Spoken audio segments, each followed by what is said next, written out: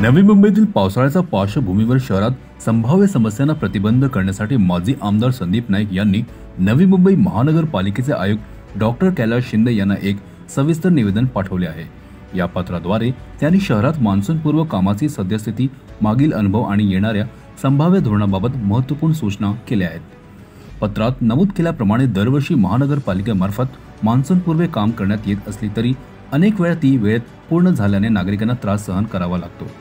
नाले सफाई, ड्रेनेजची कामे, होल्डिंग पॉइंटची स्वच्छता, रस्त्यांची दुरुस्ती यासारखी कामे अर्धवट राहिल्यामुळे पावसाच्या वेळी शहरात पाणी साचणे, नाले तुंबणे, अपघात होणे अशा घटना घडत असतात।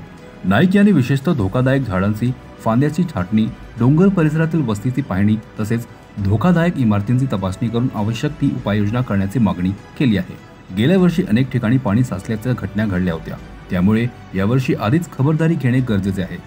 साथीचे आजार नियंत्रण उपाययोजना, पावसाळ्यात उद्भवणारा साथीच्या आजारांवर नियंत्रण ठेवण्यासाठी आरोग्य यंत्रणेचे पूर्वनियोजन करण्याची सूचना त्यांनी केली आहे।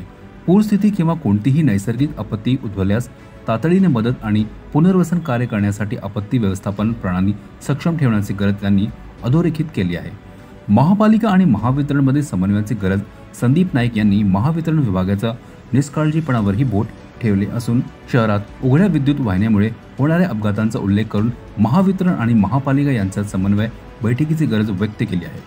वरील सर्व मुद्द्यांचा गांभीर्याने विचार करून संबंधित विभागांना योग्य सूचना देण्यात याव्यात आणि सर्व मान्सूनपूर्व कामे तातडीने पूर्ण करण्यात यावी, जेणेकरून शहरातील नागरिकांना सुरक्षित आणि त्रासमुक्त पावसाळा मिळू शकेल, अशी अपेक्षा संदीप नाईक यांनी व्यक्त केली आहे।